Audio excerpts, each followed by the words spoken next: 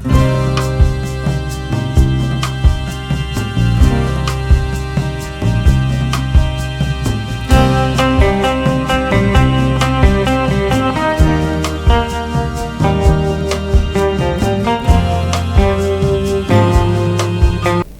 warahmatullahi wabarakatuh. Semangat pagi ya. Apa kabar sahabat-sahabat agro dimanapun Anda berada, ya, mitra-mitra dimanapun Anda berada. Kali ini tema yang akan saya bawakan adalah hama penyakit, ya, tentang sundep dan beluk pada tanaman padi. Sundep dan beluk pada tanaman padi memang ini adalah hama yang barangkali agak sulit untuk diatasi atau mungkin sulit untuk dicegah, tetapi bisa kita dari sejak awal kita lakukan pencegahan, itu akan lebih baik, ya. Nah, hama sundep dan beluk ini mari kita ikuti tema kali ini, ya. Namun barangkali ada yang belum kenal dengan saya, akan saya sampaikan, yaitu nama saya adalah Adi Nugroho, di mana saya mengawal produk-produk agro dan hama penyakit pada PT Natural Nusantara, ya. Baik sahabat-sahabat agro dimanapun Anda berada, mitra-mitra dimanapun Anda berada, ya, gejala yang ditemukan sebelum padi berbunga itu namanya sundep, ya, sebelum padi berbunga. Sementara gejala serangan yang dilakukan setelah malainya keluar dikenal sebagai beluk, ya. Jadi kalau sebelum padi berbunga disebut sundep, kalau setelah malai keluar maka disebut sebagai beluk, ya. Nah, ini yang menyebabkan anakannya berwarna coklat, yaitu pada sundep, ya. Sementara kalau pada padi yang hampa dan malainya berwarna putih, biasanya ini adalah karena beluk, ya. Jadi dua serangan ini yang menyebabkan panen kita pada tanaman padi menjadi berkurang, ya.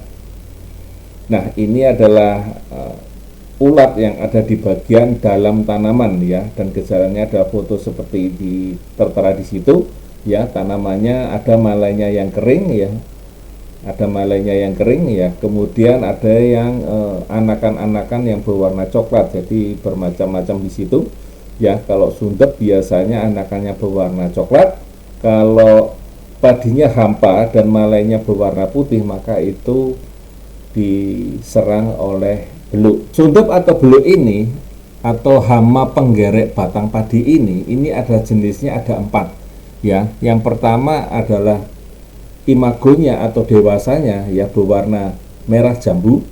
Kemudian ada yang bergaris, yang berwarna putih, atau yang berwarna kuning, ya.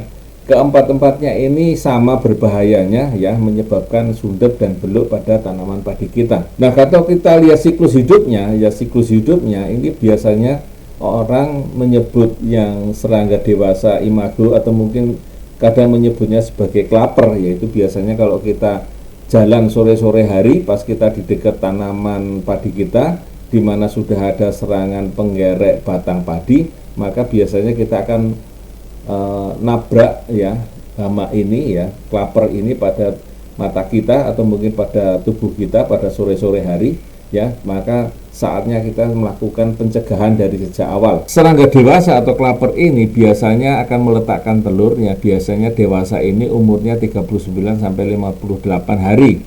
Kemudian meletakkan telurnya, ya, stadia telur ini kurang lebih sekitar 1 minggu, ya. Ada yang berwarna putih, ada yang berwarna kuning, orange, ya, begitu, ya. Kemudian telur tadi selama kurang lebih 1 minggu atau 6 sampai 8 hari akan menetas menjadi larva. Nah, larva ini akan masuk ke dalam kulit tanaman padi dan mulai menggerek. Nah, ini yang menyebabkan tanaman padi kita akan rusak, ya. Tanaman padi kita akan rusak dan mengalami pergantian kulit itu rata-rata kurang lebih sekitar 5 sampai 7 kali, ya. Ini lamanya larva ini adalah sekitar 28 hari hingga 35 hari.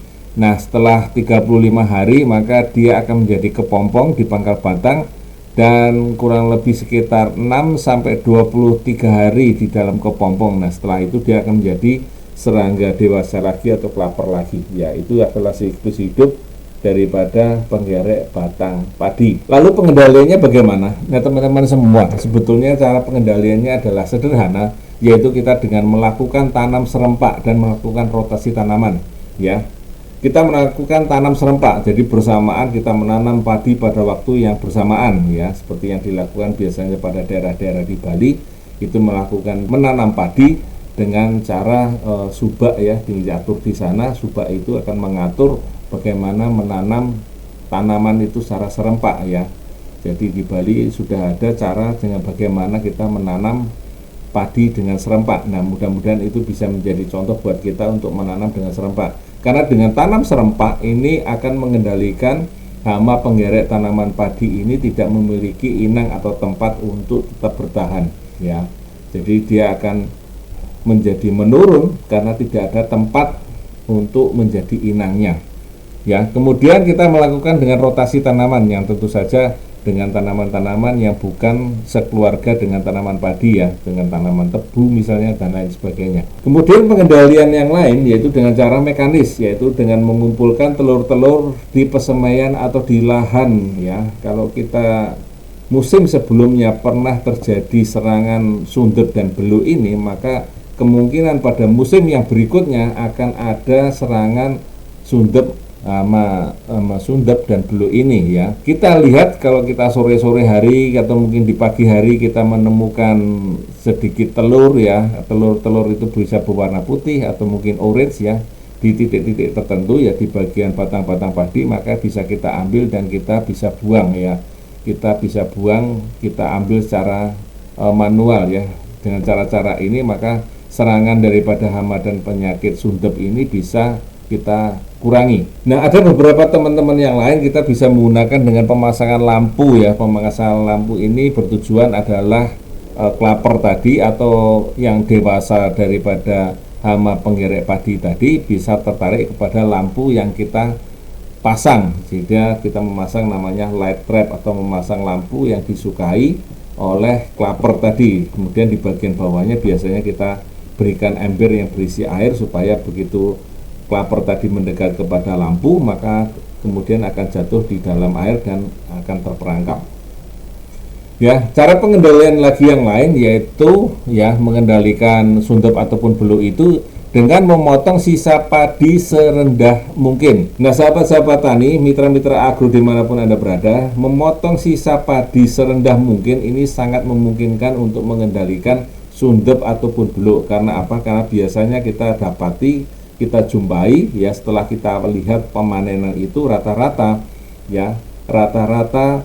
tinggi sisa batang padi itu masih tinggi, artinya masih ada kemungkinan sundep atau beluk ya yang masih ada di situ, atau mungkin barangkali telurnya tersisa di situ, atau barangkali masih ada ulatnya yang tertinggal di situ. Sehingga dengan memotong padi serendah mungkin kita harapkan ya hama penggerek batang padi tadi ya sudah tidak ada sisanya lagi di sisa batang padi. Selain kita memotong serendah mungkin, maka biasanya ini kurang lebih sekitar 7-10 cm ya. Begitu kita sudah memotong serendah mungkin, maka kita lakukan langkah berikutnya adalah penggenangan air ya kurang lebih sampai 10 cm ya.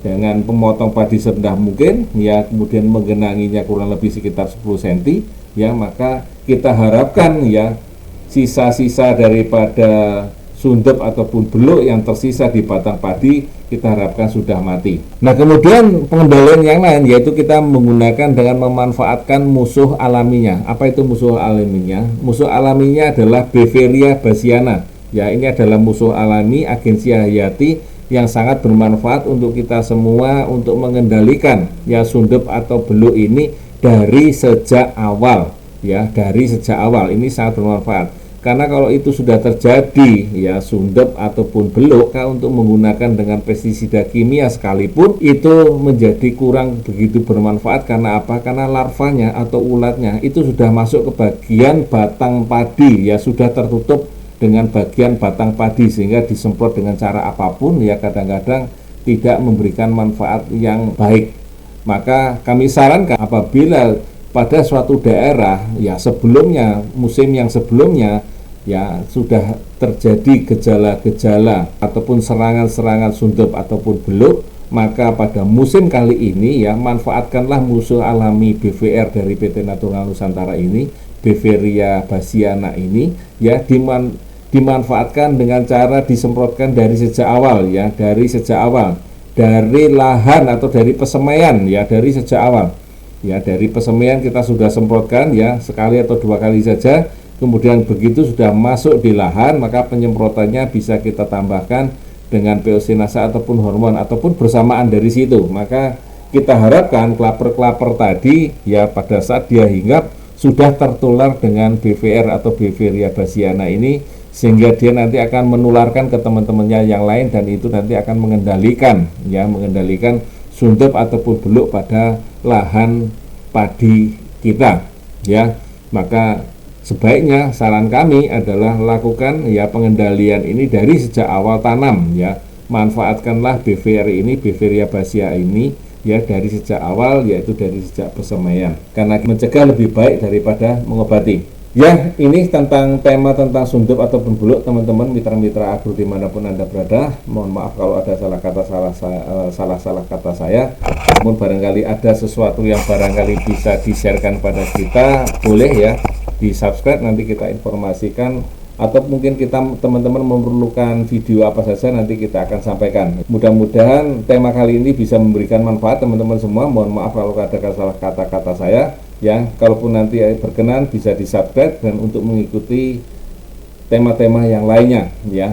Nah teman-teman semua, sahabat-sahabat semua dimanapun Anda berada, demikian tadi tema kita kali ini tentang sundep dan beluk, dan akan kita sambung lagi dengan tema-tema yang lainnya yang bisa memberikan manfaat kepada teman-teman yang lain juga.